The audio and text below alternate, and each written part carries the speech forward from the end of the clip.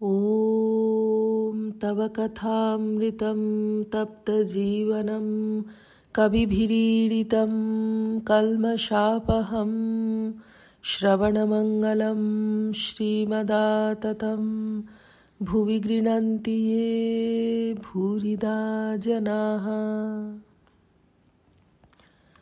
দক্ষিণেশ্বর মন্দিরে ভক্ত সঙ্গে শ্রীরামকৃষ্ণ 1885 পয়লা মার্চ। শ্রীরামকৃষ্ণ। একটি ফকির বনে কুটির করে থাকত। তখন আকবর শাহ দিল্লির বাদশাহ। ফকিরটির কাছে অনেকে আসত। অতিথি সৎকার করতে তার বড় ইচ্ছা হয়। একদিন ভাবলে যে টাকা কড়ি না হলে কেমন করে অতিথি সৎকার হয়, তবে যাই একবার আকবর শাহর কাছে। সাধু ফকিরের অবারিত দ্বার।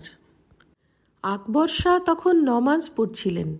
ফকির নমাজের ঘরে গিয়ে বসল। দেখলে আকবর শাহ নমাজের শেষে বলছে, হে আল্লাহ, ধন দাও, দৌলত দাও, আরও কত কি। এই সময় ফকিরটি উঠে নমাজের ঘর থেকে চলে যাবার উদ্যোগ করতে লাগল। আকবর শাহ ইশারা করে বসতে বললেন। নামাজ শেষ হলে বাদশাহ জিজ্ঞাসা করলেন, আপনি এসে বসলেন, আবার চলে যাচ্ছেন? ফকির বললে, সে আর মহারাজের শুনে কাজ নাই, আমি চললুম। বাদশাহ অনেক জিদ করাতে ফকির বললে, আমার ওখানে অনেকে আসে, তাই কিছু টাকা প্রার্থনা করতে এসেছিলাম। আকবর বললে, তবে চলে যাচ্ছিলেন কেন? ফকির বললে, যখন দেখলুম তুমিও ধন দৌলতের ভিখারি, তখন মনে করলুম যে ভিখারির কাছে চেয়ে আর কি হবে, চাইতে হয়তো আল্লাহর কাছে চাইব। নরেন্দ্র। গিরিশ ঘোষ এখন কেবল এইসব চিন্তাই করে। শ্রীরামকৃষ্ণ। সে খুব ভালো, তবে অত গালাগাল মুখ খারাপ করে কেন? সে অবস্থা আমার নয়। বাজ পড়লে ঘরের মোটা জিনিস তত নড়ে না, কিন্তু সারসি ঘটঘট করে। আমার সে অবস্থা নয়। সত্যগুণের অবস্থায় হইচই সহ্য হয় না। হৃদে তাই চলে গেল, মা রাখলেন না। শেষাশেষি বড় বাড়িয়েছিল, আমায় গালাগালি দিত, হাঁক ডাক করত। গিরিশ ঘোষ যা বলে তোর সঙ্গে কি মিলল? নরেন্দ্র। আমি কিছু বলি নাই, তিনিই বলেন, তাঁর অবতার বলে বিশ্বাস। আমি আর কিছু বললুম না। শ্রীরামকৃষ্ণ। কিন্তু খুব বিশ্বাস, দেখেছিস? ভক্তেরা এক দৃষ্টে দেখিতেছেন। ঠাকুর নিচেই মাদুরের উপর বসিয়া আছেন।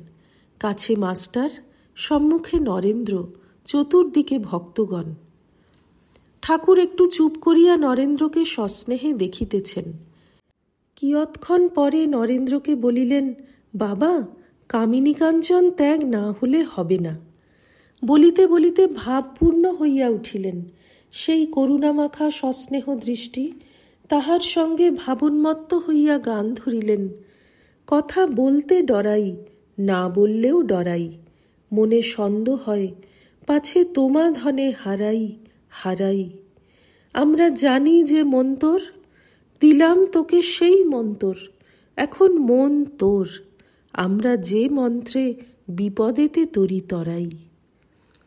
শ্রীরামকৃষ্ণের যেন ভয়, বুঝি নরেন্দ্র আর কাহারও হইল, আমার বুঝি হল না। নরেন্দ্র অশ্রুপূর্ণ লোচনে চাহিয়া আছেন। বাহিরের একটি ভক্ত ঠাকুরকে দর্শন করিতে আসিয়াছিলেন। তিনিও কাছে বসিয়া সমস্ত দেখিতেছিলেন ও শুনিতেছিলেন। ভক্ত। মহাশয়, কামিনী কাঞ্চন যদি ত্যাগ করতে হবে, তবে গৃহস্থ কি করবে? শ্রীরামকৃষ্ণ। তা তুমি করো না, আমাদের অমনি একটা কথা হয়ে গেল। মহিমাচরণ চুপ করিয়া বসিয়া আছেন, মুখে কথাটি নাই। শ্রীরামকৃষ্ণ মহিমার প্রতি। এগিয়ে পড়ো, আরও আগে যাও, চন্দন কাঠ পাবে। আরও আগে যাও, রূপার খনি পাবে। আরও এগিয়ে যাও, সোনার খনি পাবে। আরও এগিয়ে যাও, হিরে মানিক পাবে। এগিয়ে পড়ো। মহিমা। আজ্ঞে টেনে রাখে যে, এগুতে দেয় না। শ্রীরামকৃষ্ণ সহাস্যে। কেন, লাগাম কাটো, তার নামের গুণে কাটো। কালী নামেতে কালপাশ কাটে। নরেন্দ্র পিতৃবিয়োগের পর সংসারে বড় কষ্ট পাইতেছেন, তাহার উপর অনেক তাল যাইতেছে। ঠাকুর মাঝে মাঝে নরেন্দ্রকে দেখিতেছেন। ঠাকুর বলিতেছেন, তুই কি চিকিৎসক হয়েছিস? শতমারি ভবেদ বৈদ্য সহস্রমারি চিকিৎসকঃ। সকলের হাস্য। ঠাকুর কি বলিতেছেন, নরেন্দ্রের এই বয়সে অনেক দেখাশোনা হইল, সুখ দুঃখের সঙ্গে অনেক পরিচয় হইল। নরেন্দ্র ঈষৎ হাসিয়া চুপ করিয়া রহিলেন। তৃতীয় পরিচ্ছেদ। নবাই চৈতন্য গান গাহিতেছেন। ভক্তেরা সকলেই বসিয়া আছেন। ঠাকুর ছোট খাটটিতে বসিয়াছিলেন, হঠাৎ উঠিলেন, ঘরের বাহিরে গেলেন।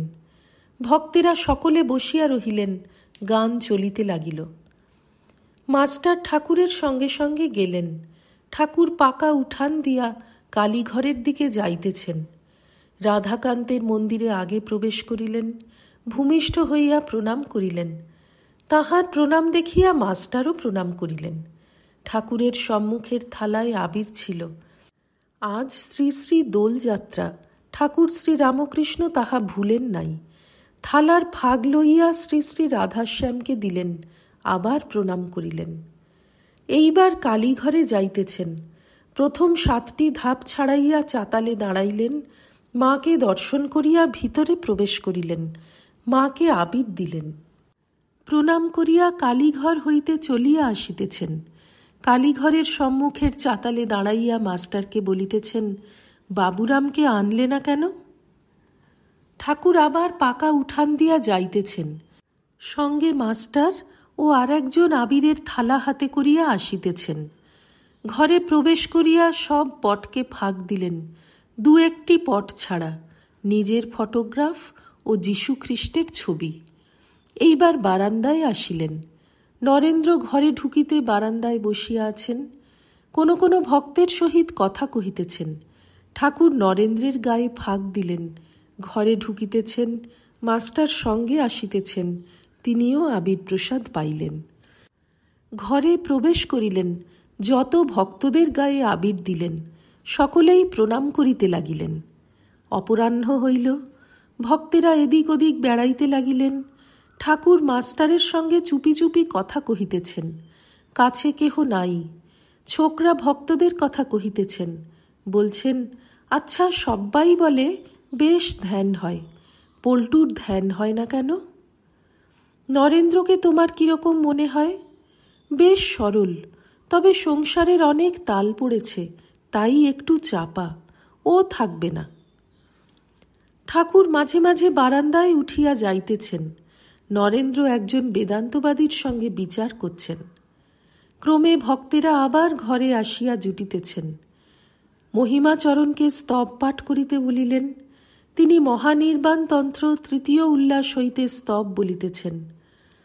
হৃদয় কমল মধ্যে নির্বিশেষম নিরীহম হরিহর বিধিবেদ্যম যোগীভীর ধ্যানগম্যম জনন মরণ ভীতি ভ্রংশি সচ্চিৎ স্বরূপম সকল ভুবন বীজম ব্রহ্ম চৈতন্য মীড়ে। আরও 2-1টি স্তবের পর মহিমাচরণ শঙ্করাচার্যের স্তব বলিতেছেন। তাহাতে সংসার কূপের সংসার গহনের কথা আছে।